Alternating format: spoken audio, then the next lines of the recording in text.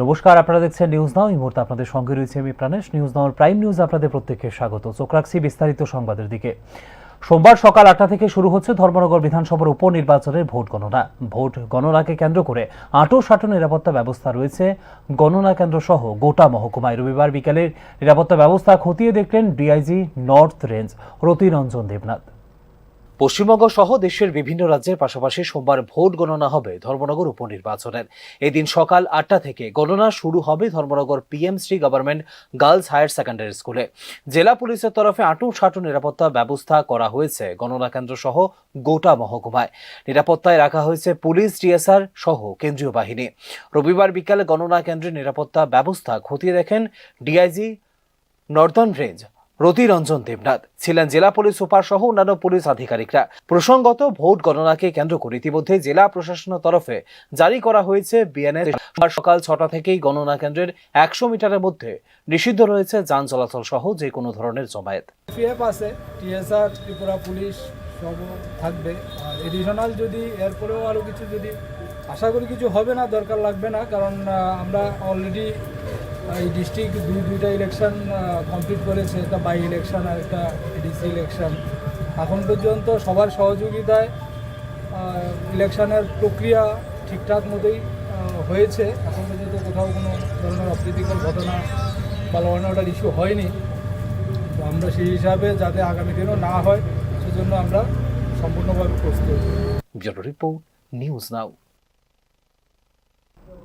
নেশাগ্রস্ত অবস্থায় বন্ধুদের সাথে মাছ ধরতে গিয়ে তলিয়ে গিয়েছিলেন রাকেশ শীল। এমডিআরএফ এবং টিএসআর লাগাতার তল্লাশিতে 3 দিন বাদে উদ্ধার হলো মৃতদেহ। চাঞ্চল্য আমতলী থানাধীন ঈশান চন্দ্রনগরে।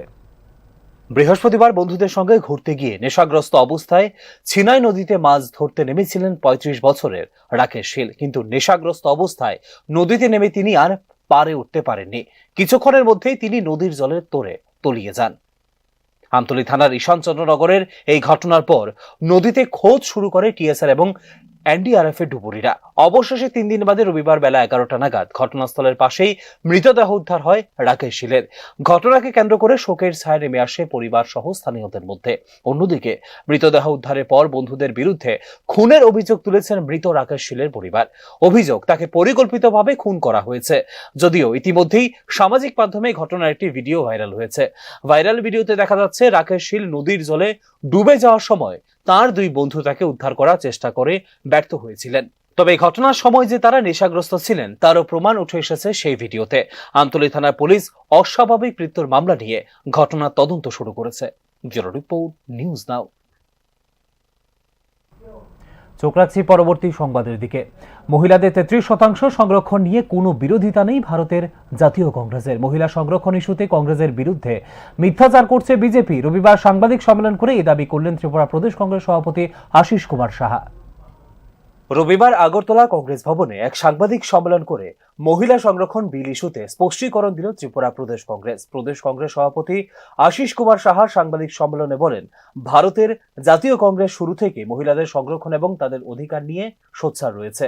আশিস কুমার সাহা দাবি, কংগ্রেস শুরু থেকেই মহিলাদের 33% আসন সংরক্ষণের পক্ষে, কিন্তু প্রথমবার বিল পাশ হওয়ার পর নিজেদের অবস্থান থেকে সরে গিয়েছিল কেন্দ্রীয় সরকার। তারা এখন মহিলা সংরক্ষণের নাম করে আসন বৃদ্ধি এবং সীমানা পুনর্বিন্যাসের চেষ্টা করছে। দেশবাসীর অভিজ্ঞতা হলো যে এটা সকলেরই জানে, যাদের মূল্যায়ন হলো স্ত্রীরা, তাদের কর্তব্য হলো সংসার ও ঘরের কাজ সামলানো এবং স্বামীর কর্তব্য স্ত্রীকে রক্ষা করা। এই হলো তাদের মূল্যায়ন। তো স্বাভাবিকভাবেই আমরা মনে করি যে এটা শুধুমাত্র আমাদের এই দেশের জন্য, আমাদের মহিলাদের জন্য, যারা বারংবার এই বিলের সপক্ষে, যাদের আমরা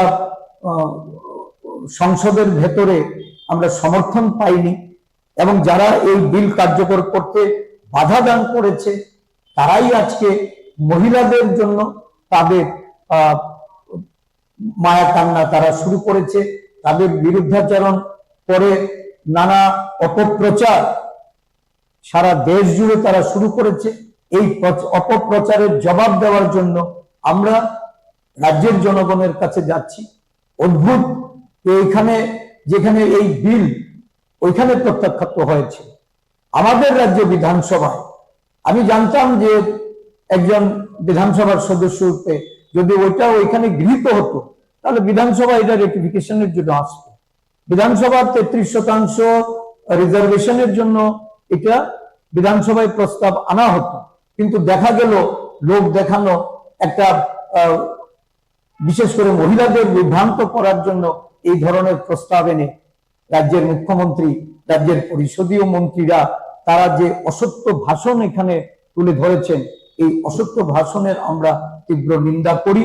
যারা এই ভাষণের মধ্য দিয়ে ইন্দিরা কংগ্রেস সহ বিরোধী রাজনৈতিক দলগুলো এটা সমর্থন করছে না। কংগ্রেসের আরো অভিযোগ, মহিলা সংরক্ষণ ইস্যুতে কংগ্রেসের বিরুদ্ধে মিথ্যাচার করছে দেশের প্রধানমন্ত্রী থেকে শুরু করে শাসক দল। তিনি এই অপপ্রচারে নিন্দা জানিয়েছেন। একইভাবে রাজ্য বিধানসভায় এই বিল নিয়ে মুখ্যমন্ত্রীর বক্তব্য সহ গৃহীত প্রস্তাবের ব্যাপারেও অসন্তোষ প্রকাশ করেছে কংগ্রেস সভাপতি। Bureau report, news now.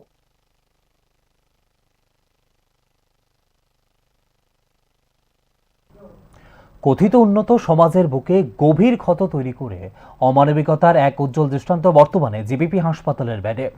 অভিযোগ, বহিরাজ্যের এক শ্রমিক রাজ্যের এক দোকান মালিকের দোকানে কাজ করতে গিয়ে গরম তেলে পড়ে গিয়ে প্রচণ্ডভাবে আহত হলেও সংশ্লিষ্ট মালিক কর্ণপাত করেনি। যদিও একাংশ শুভবুদ্ধি সম্পন্ন যুবকদের সাহায্যে বর্তমানে সে হাসপাতালে চিকিৎসাধীন।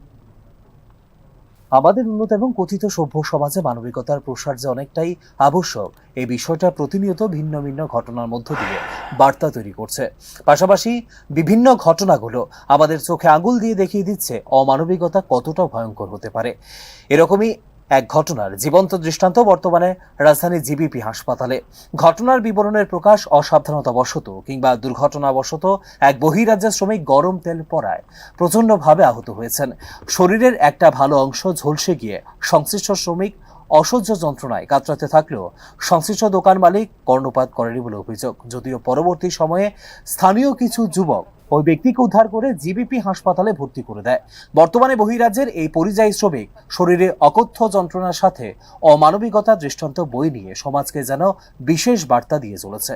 মেলা ছিল 14-15 তারিখে মেলা ছিল, মাল বুনতে ছিল, মাল বেশি মাল বনে, কড়াই তেল ছিল ভরা, রাখা দিকে গরম খোলা তেল চন্দ্রকলা ছাকার পর আমরা আর কোনো করলাম ওটা